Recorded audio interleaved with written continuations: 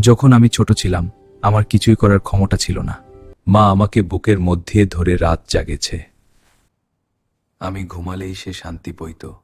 বাবা নিজের ক্লান্তি লুকিয়ে আমার জন্য কাজ করেছে। বৃষ্টিতেও বাবা আমাকে ভিজতে দেনি। আমার চলার প্রথম পদক্ষেপ তারা ধরে দিয়েছিল। আমি না খেতে চাইলেও মা আমাকে খাওয়াতো। আমি অসুস্থ হলে মা রাত জাগে থাকত। বাবা চুপ করে আমার জন্য দোয়া করত। এভাবেই আমি বড় হয়ে গেলাম। কিন্তু বড় হয়ে আমি বদলে গেলাম। মা ডাকলেও আমি শুনি না। বাবা চুপ করে থাকে। বন্ধুদের সাথে হাসি, কিন্তু বাড়ির কথা ভাবি না। হঠাৎ মনে পড়ে আমার ছোটবেলা।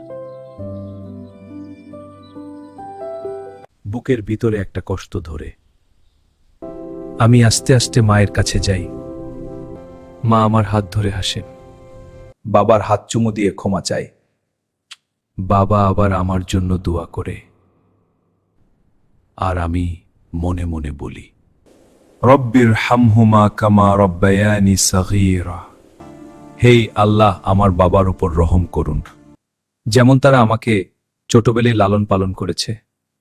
আজ থেকে আমি ওদের জন্য প্রতিদিন দোয়া করব, যতদিন তারা আছেন।